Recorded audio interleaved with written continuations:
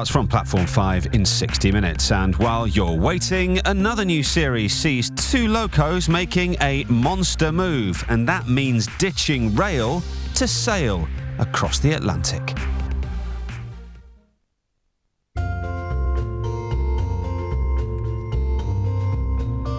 Real life stories. Brought to you by ratedpeople.com. We help you find tradesmen. Two historic steam locomotives, each worth more than £2 million. These are priceless exhibits. It's not going to go. Hey, tell him to keep it coming. He can't stop there with it. Can a team of engineers haul them across the Atlantic to Britain without denting their sleek lines?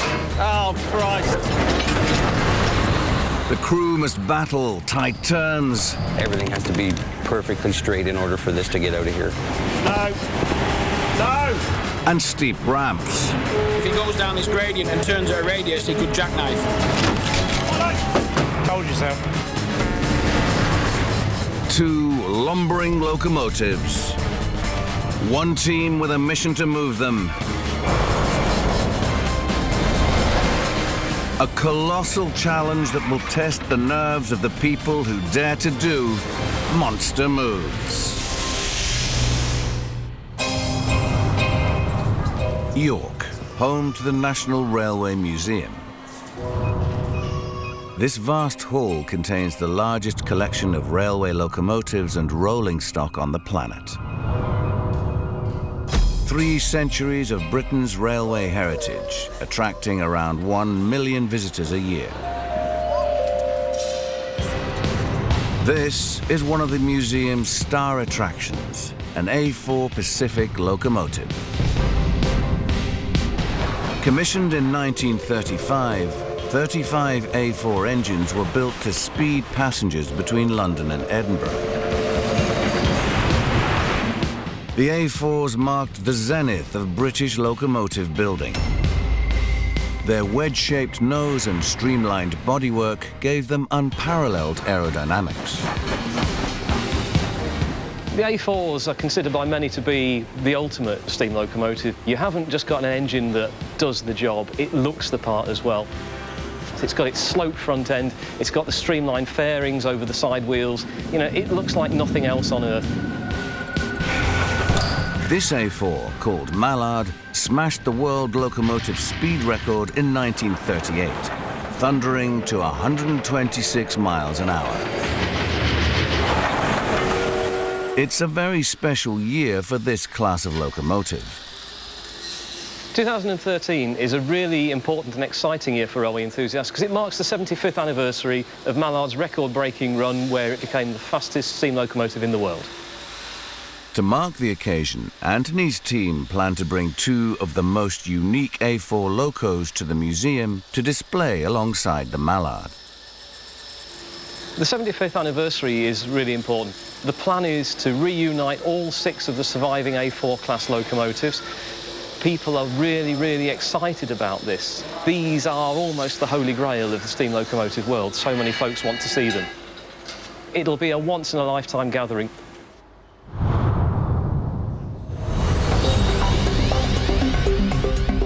Both of the visiting A4 locomotives need hauling across the Atlantic Ocean to reach the Railway Museum. One A4 currently lives in Montreal, Canada, while the other is in Green Bay, Wisconsin.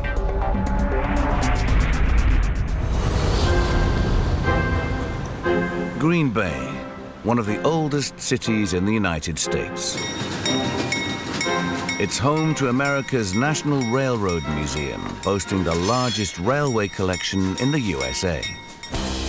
Crammed in a corner of one of its halls is one of the Mallard siblings, the Dweight D. Eisenhower A4 engine, named after the World War II Allied commander who used this locomotive as his mobile campaign headquarters.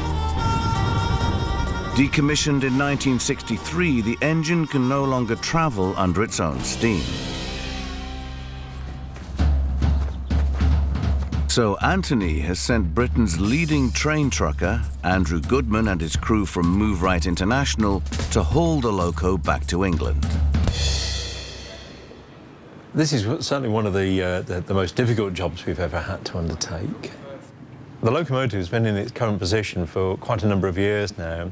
It was actually put here before the building was constructed. There was never any idea that in the future somebody would like to come along and take the locomotive back to the UK. No provision was made at either end of the building for doorways, and so the locomotive actually sits on an isolated piece of track. Get it out. Andrew has hauled more than 150 locos and engines across the globe. But shifting this 94-ton Goliath, which no longer has a working engine, will be his toughest test yet. And then if we jack the tender up and bring it out into the middle of the aisle, bring it forward a little bit. A nice straight line going down there, like one. Lending some much-needed elbow grease is Andrew's nephew, Jeff. This is my first time doing something like this. The worst thing for me would be sitting in an office all day. And it's always exciting. Kevin, who's been working with Andrew for 15 years, what I like about this job is all the different countries we go to and the places we get to see. and Paul, who joined the crew 4 years ago. Yeah, Andrew's just one of those people who never say no to a job, and he will always find a way of doing it. Task 1, separate the loco from its tender. They've been joined at the hip for more than 40 years. We've got to part the engine off the tender. It'd be too difficult to move it as a complete item. The tender weighs 30 tonnes, the engine 94 tonnes, so in their individual rights, they're quite heavy lumps to be lifting and then having to jack sideways in order to get them out of the building. Once separated, Andrew needs to load the loco and tender onto a train and embark on a 2,000-mile rail journey to the port of Halifax in Nova Scotia. They must reach the port by Friday the 31st of August, 7 weeks from now, so they can load them onto a cargo ship bound for Liverpool.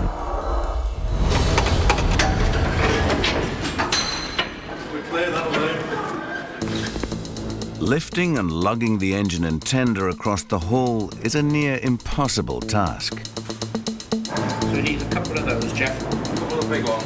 Big ones. Very good. Right, that's it.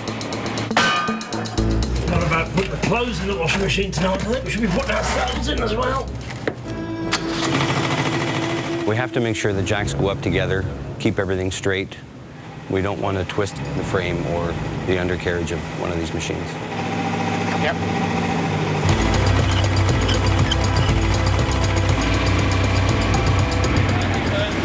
That's right back. Work. Just resetting the timbers at the far end. They've moved over slightly. So we just want to set them square again. Just go easy. Okay, bit more.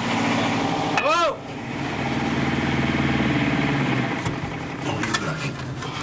Take it up a touch more.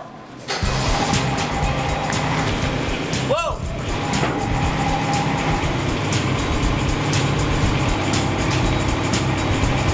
That's going.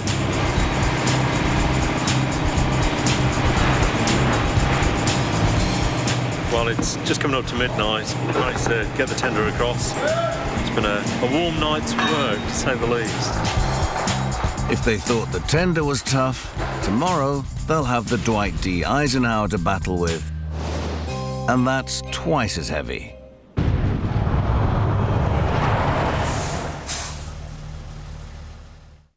Real life stories. Brought to you by ratedpeople.com.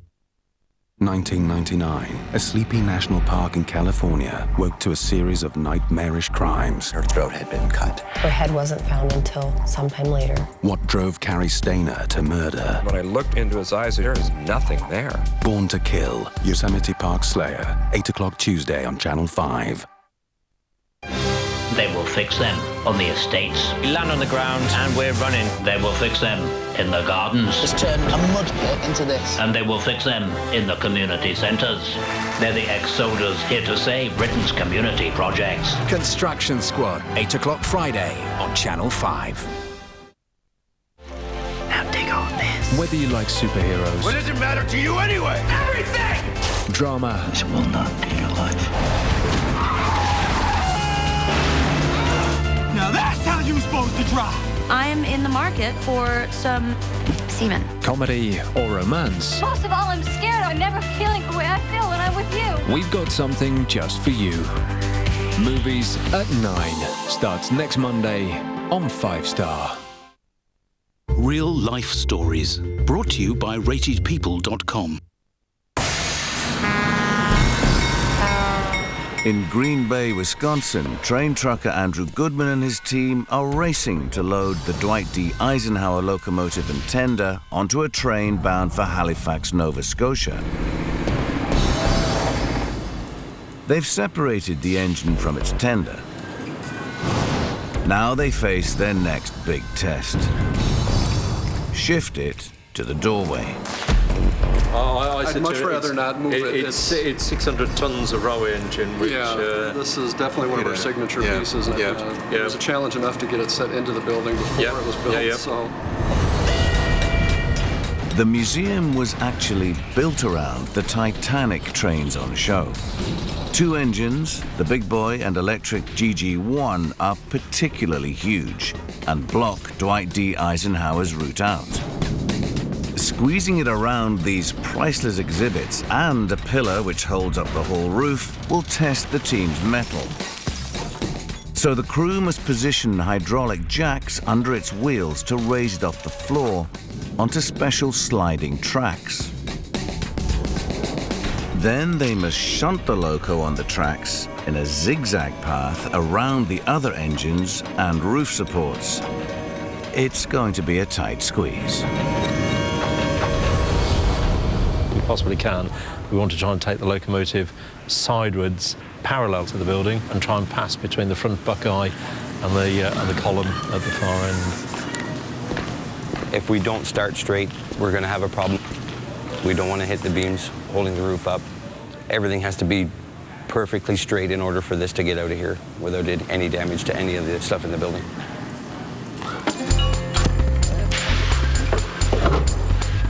With the track laid down, they need to line up the engine for the big slide. But its bearings are jammed with years of dust. We're just going to try moving it first. A forklift might do it. All right, are we ready? Yeah.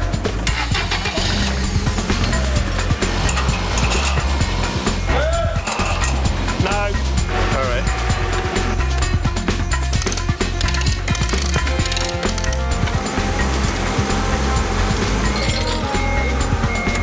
Jump up and down on the chain. Normally about 3 to 4 tons of exertion would get this moving. The loco's not broke. That is some resistance. 2 bars on there and a porta pack at the front, and it still won't budge. They'll need more muscle to move this monster.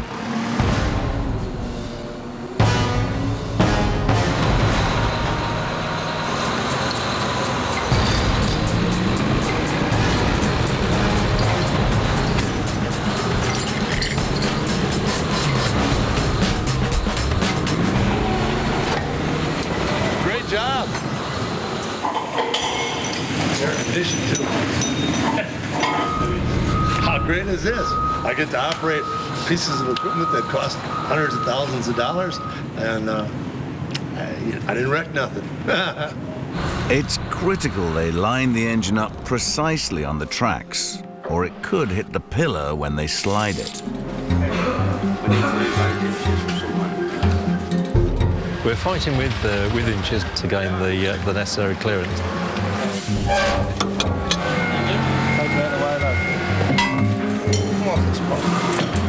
3.5 inches.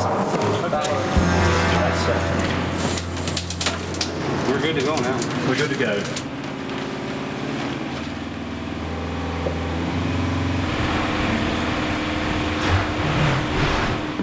The loco brushes dangerously close to the pillar.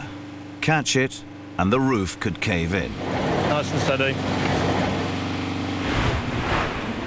It's a tight squeeze, shimmying the engine around the antique big boy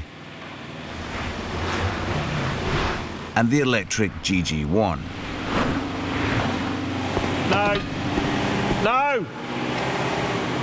It's not going to go!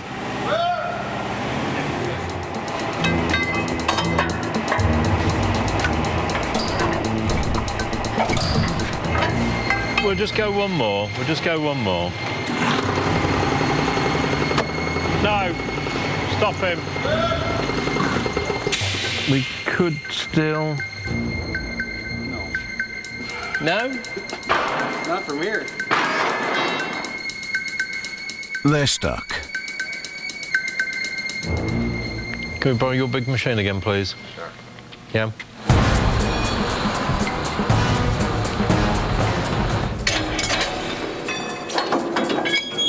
If I can get my fork in here. Yeah? Yeah. Give her a little nudge. Okay. They need to shove the GG1 out of the way. It's trying to move. I'm just taking a deep intake of breath, actually.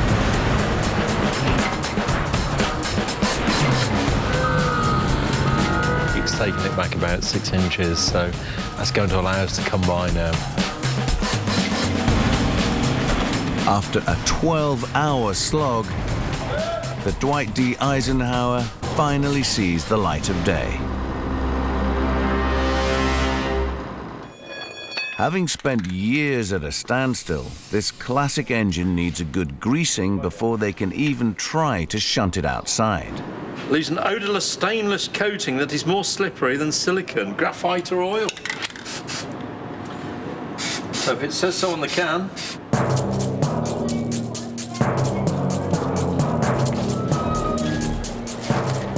What a fanfare of trumpets now. In the absence of which, perhaps a comb and a pair of spoons.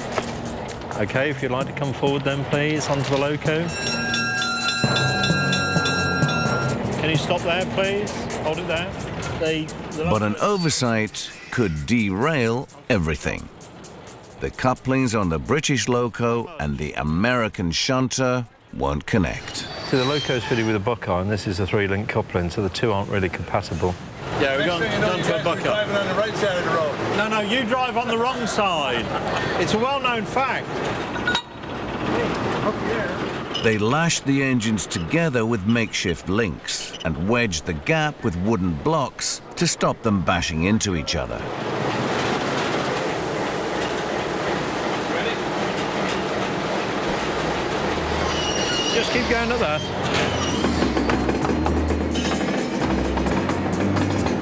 Nice and gentle.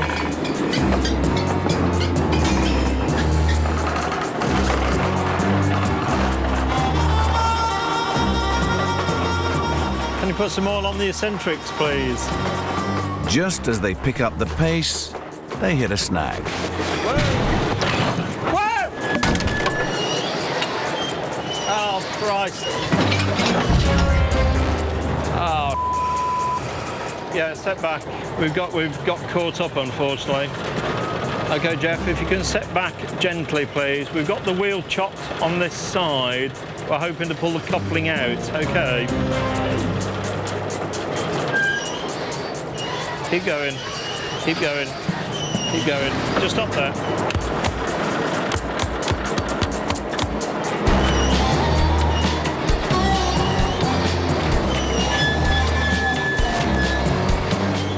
Keep going, Jeff. Nice and steady. OK.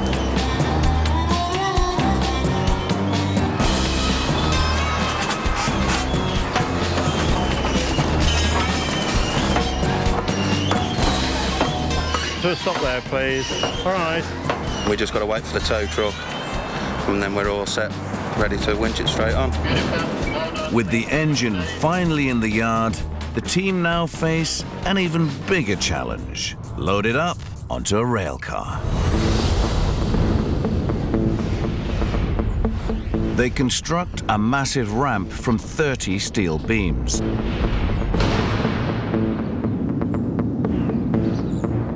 A heavy-duty recovery truck will haul the loco up onto the flatbeds. They need a smooth run, or the 94-ton machine will push the ramp sections apart, ending in disaster. To prevent a train wreck, the team will use steel chains to strengthen the ramp and lock it to the cars. This way, they should be able to keep this lumbering loco on track as it boards.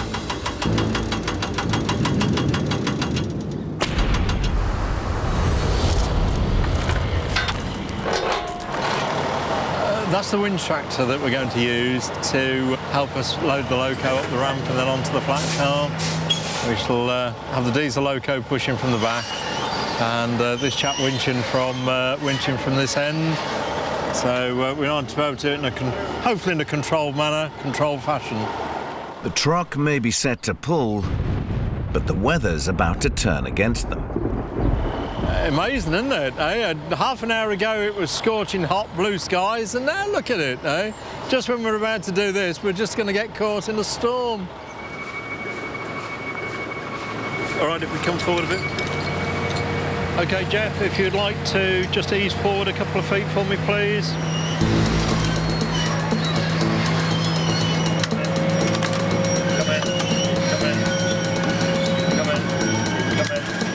All eyes are on the chains.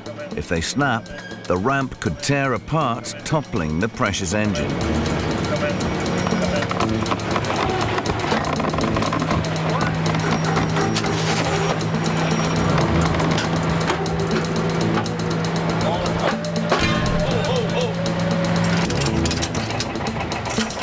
That'll do. Woo-woo.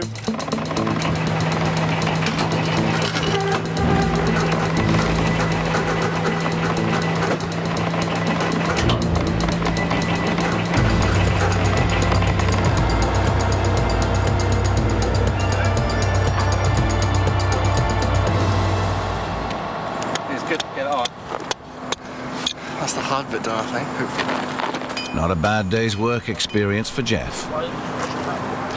It's a bit different from uni, and it's definitely different from uni. I like the whole practical stuff. Hands-on, hands-on done. Unfortunately, I'm with him more than I'm with my own missus. He's not complaining. Yeah.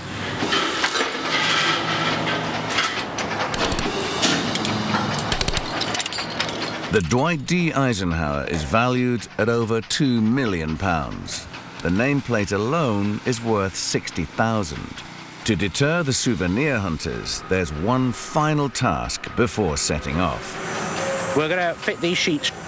They were custom made for a project last year in Canada, so we're going to try and fit them to this and see if they fit okay.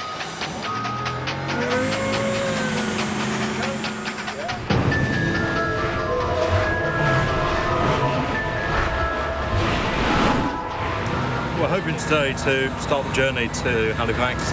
They've just said that they're trying to roster an engine to come and take us out of here a bit later on today.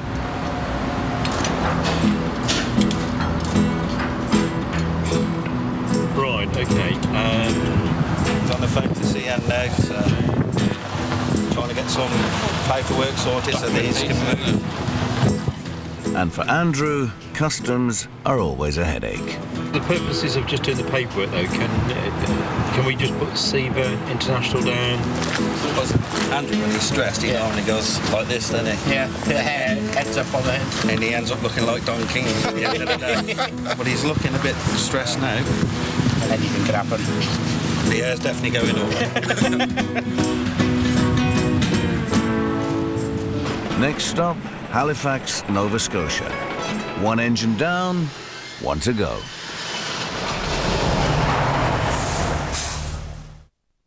Real life stories, brought to you by ratedpeople.com.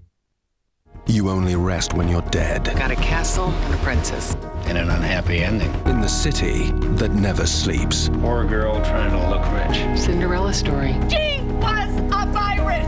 CSI New York, 9 o'clock Tuesday on Channel 5. Catch previous episodes anytime on Demand 5.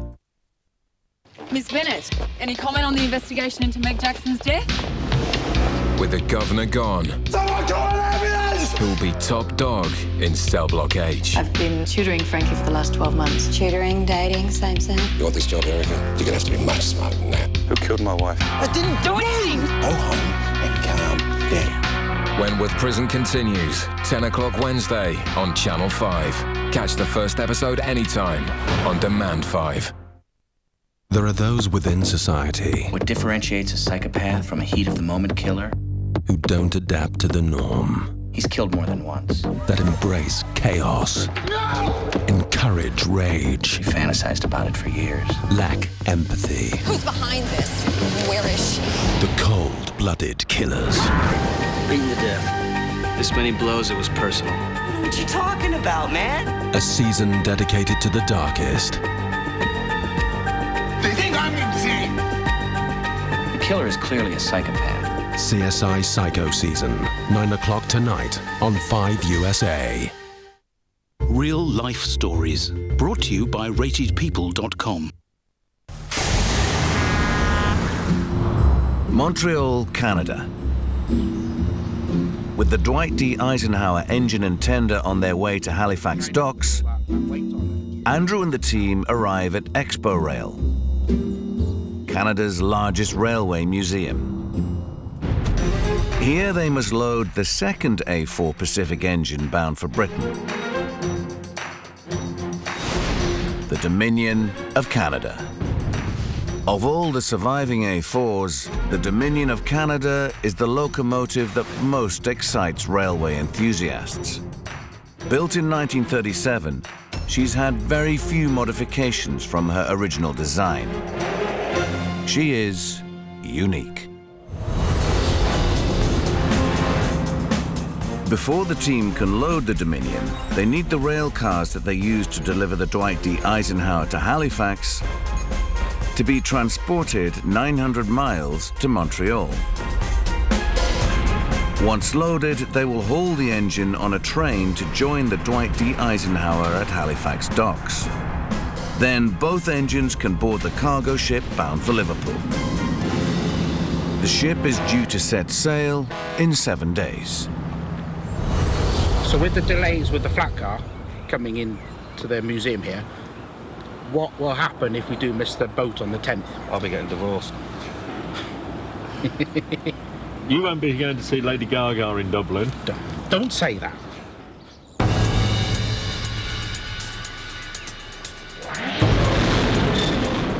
It takes 3 days for the rail cars to arrive. They just hope that this engine will be easier than the last one. Is there going to be a difference on height between the loading ramp and the rail car? It's definitely a difference. It's very tight, yeah. The antique John Molson hauls the Dominion of Canada out of its shed.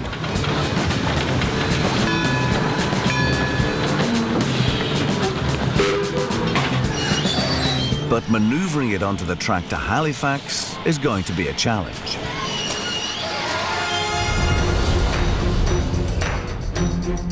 They must build a smooth ramp to load the engine onto the rail car. Then use a diesel engine to shunt it onto a turntable so they can switch the points and get the loco onto the right route out of the yard. But there's a problem.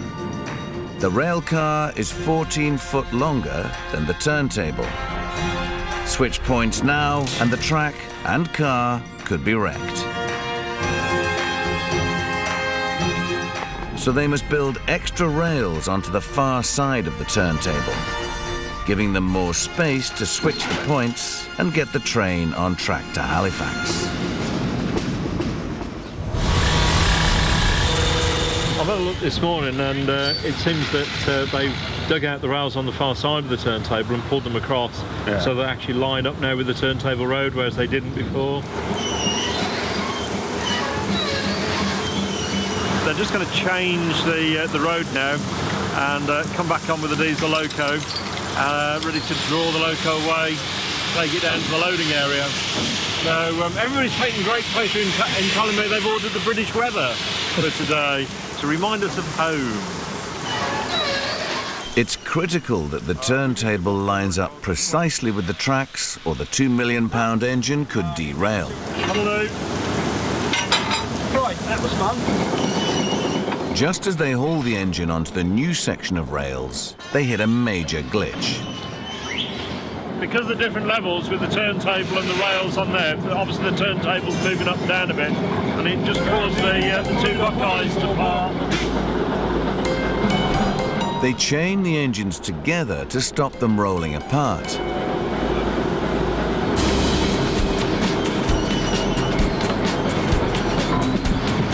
And nudge them up to the ramp with trepidation.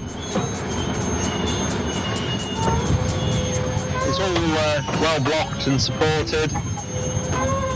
Famous last words. As the engine transitions onto the rail car, there's a risk it could shunt it forward, causing the loco to topple.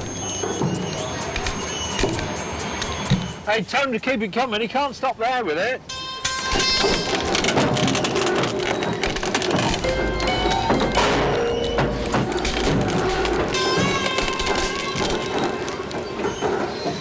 Keep coming. Keep coming.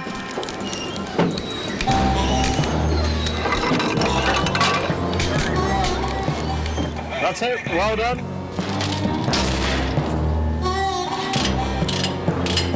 With the engine loaded, they shunt the rail car backwards clear of the points. Finally, they can guide the Dominion of Canada on its way to Halifax. Not a bad morning, that, lads. We've got the engine loaded and chained down. Halifax Port, one of the largest natural harbours on the planet. With the delays in Montreal, Andrew's team have missed their boat. They've had to reschedule the pickup for a week later than planned. So at long last, there we are, a welcome sight. The boat to take them home. There's a massive there, is it? Yeah, right. Andrew's team has just 8 hours to load the engines before the ship sets sail for Liverpool. They can't afford to miss yet another boat, but the Dominion of Canada is only just pulling in, so time will be tight. We're on the final approaches to Halifax now, about 2.5 weeks later than we thought it was going to be. It's an impressive train. It's getting on for 2 miles in length. It's still coming around the headland in the far distance. Impressive, very impressive.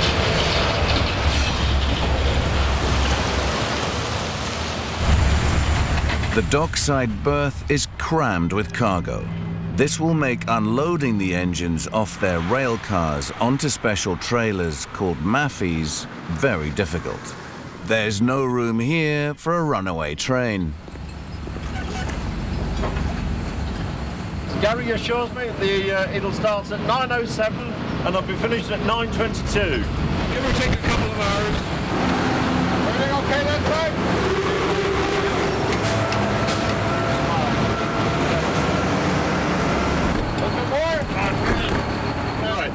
That'll do. You've all done so well, you can all come again.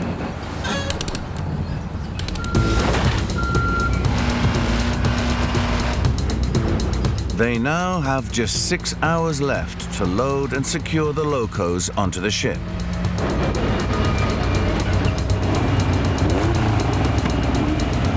The new company cars come. Yes, that's it. Oh, that'd be ideal, haven't it? Oh.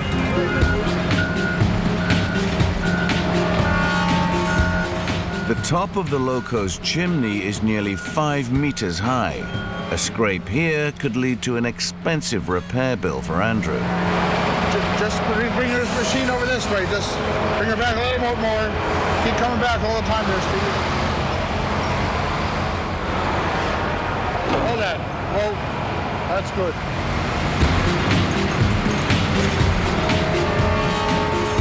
Not every day you take 2 old steam engines, though, is it?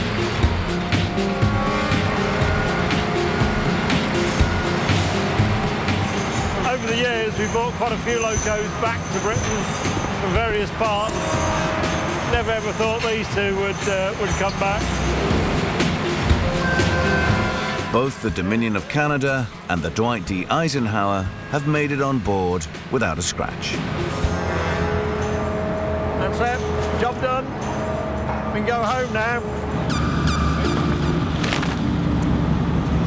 I've been here for 11 weeks now and I'm really looking forward to going back home. At 11:59 p.m., the locomotives finally leave the shores of North America.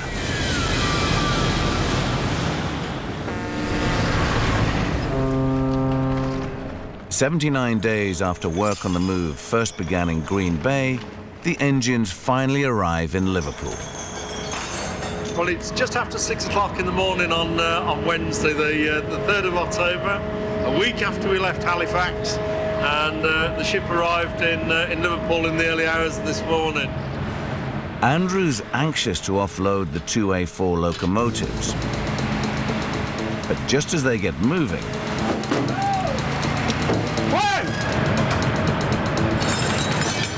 the brakes on the trailer carrying one of the engines fail. Possibility is if he goes down this gradient and turns at a radius, he could jackknife and the train could carry on pushing him down the gradient, down the ramp. It's not good, no.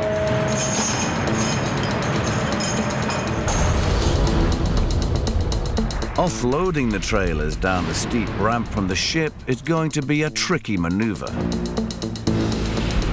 They're chaining the locos to the trailers to hold them steady.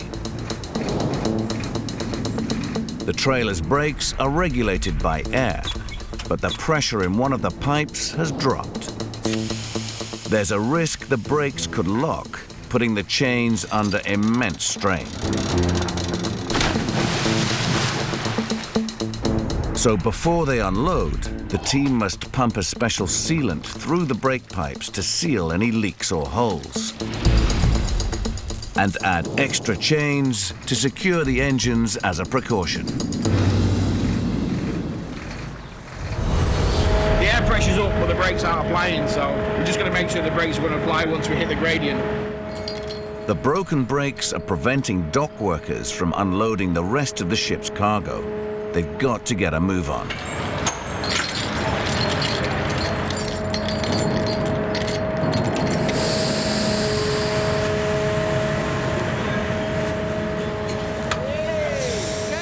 The sealant does the trick,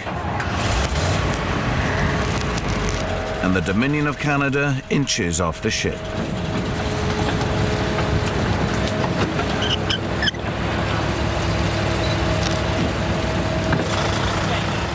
It's the first time these locos have been on British shores since 1964. News of their arrival draws the crowds.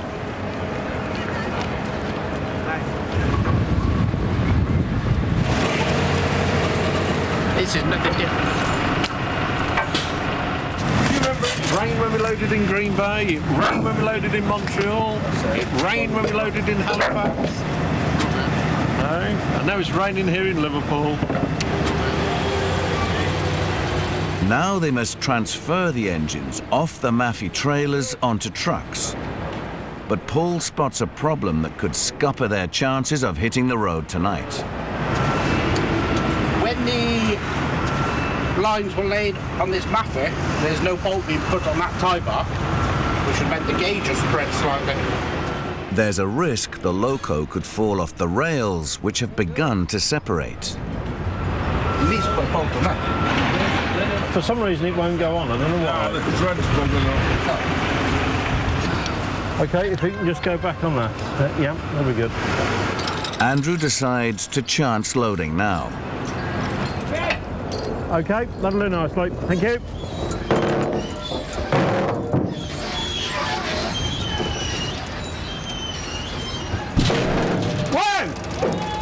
We can get a chain across there, directly across there, into there, yeah. One channel, mate. And pull it to the side of the Maffei. Told you so. But it's no good. The engine is now just a whisker away from falling through the trailer. The type bar that we pointed out earlier has spread the gauge and the wheel almost fallen into the Maffei.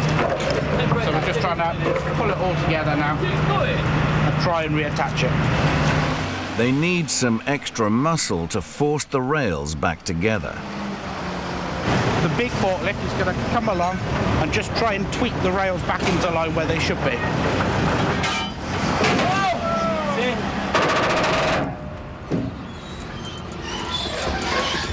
That's good. The Dominion of Canada inches precariously onto the truck. Just a little bit further.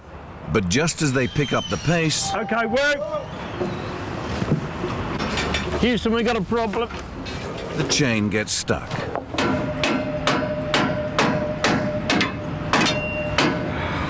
Well, we had to put a chain on. Oh, it's off track. So we'll just have to try and get it out. What is known as sod's law at 5:05 on a Friday. They need a bigger hammer.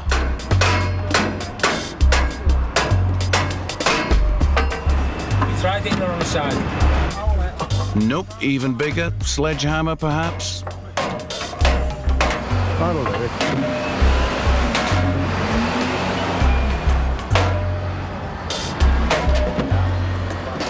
Well done. Thank you very much, Henry. Thank you. We'll go again.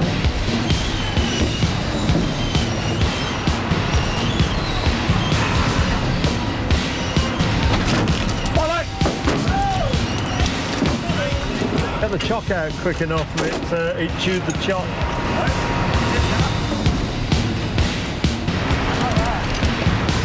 With the locos loaded onto the trucks, the crew can finally begin the last leg of their journey to York.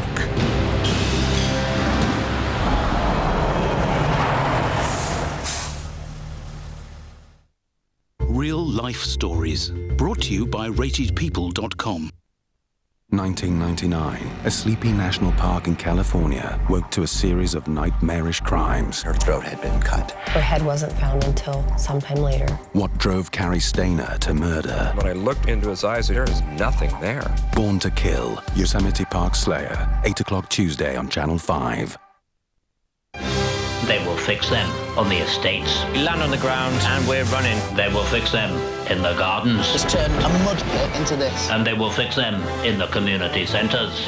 They're the ex-soldiers here to save Britain's community projects. Construction Squad, 8 o'clock Friday on Channel 5. A deadly addiction If it's delicious, it's not good for me. that the experts couldn't stop. Are you able to stand? He may never be ready for surgery. If I don't get that help, I'm gonna die. Just how did Ricky Naputi Do you feel a pulse? No. become the man who ate himself to death? Tonight at 10 on Channel 5. Real life stories, brought to you by ratedpeople.com.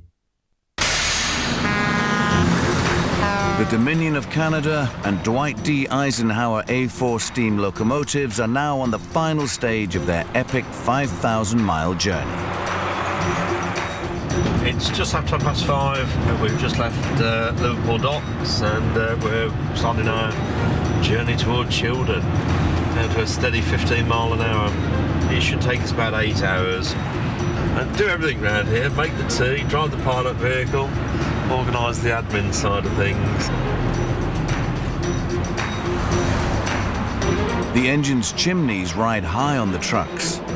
There's a real danger they could jam on bridges and cause chaos en route.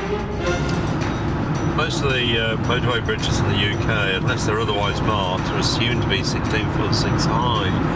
The loco on the trailer we measured before we left Liverpool at 16 foot 2, so we've got in theory a 4-inch clearance.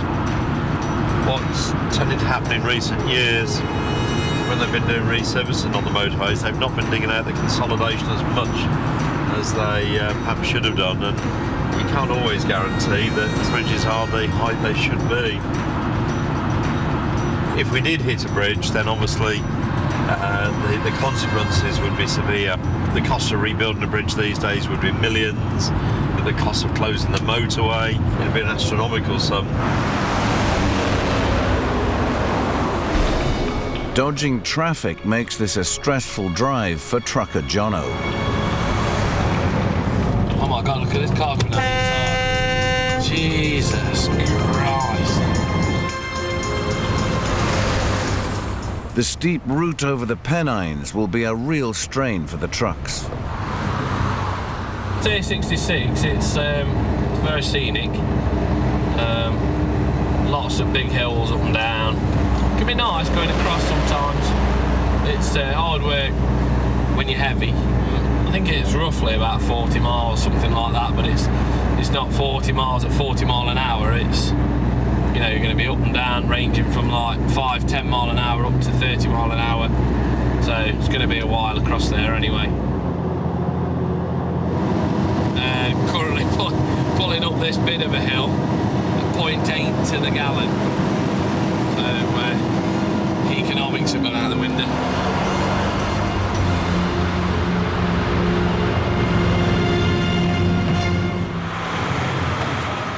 After 9 hours on the road, both engines arrive at the Restoration Centre in Shildon. Word has spread of the classic locomotive's transatlantic trek.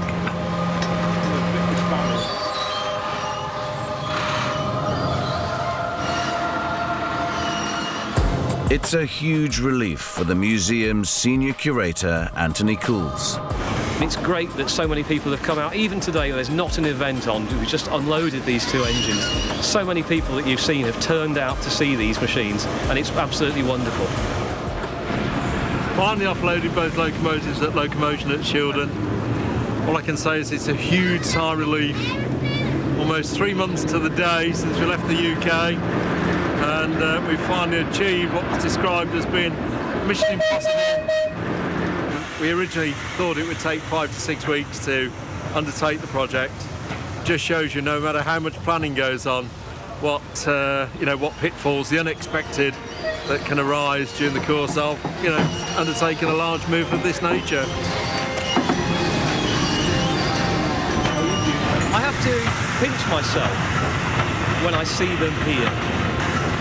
I always thought to see these two engines would be a very expensive airfare. I never thought I'd ever actually see them here. So to have these engines here in essentially original condition, certainly Dominion of Canada especially in the condition that it left the UK in the 1960s, it's a time capsule of a machine, and we're really, really looking forward to discovering more about both the engines as we go through the process of restoration.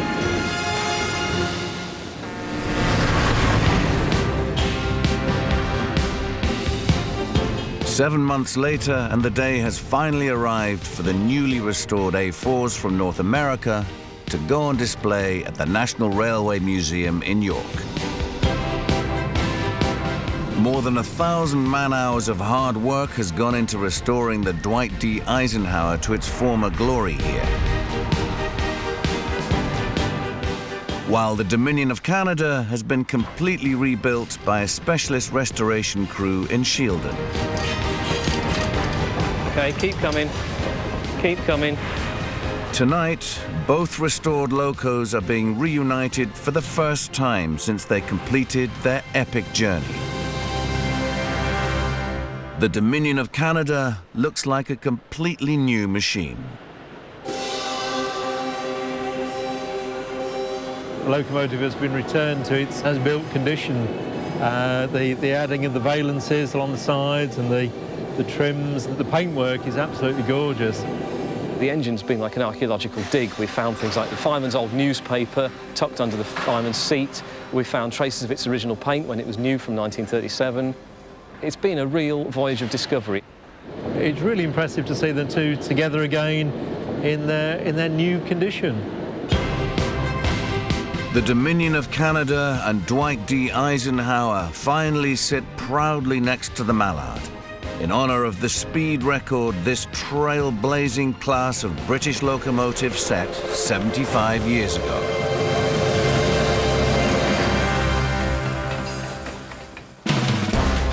Later tonight, a brand new documentary from Channel 5 telling the heart-wrenching and desperate story of the man who ate himself to death. Before that, the first in our new series sees First Great Western's team put to the test by some rather agitated passengers. The Railway follows a 5 News update.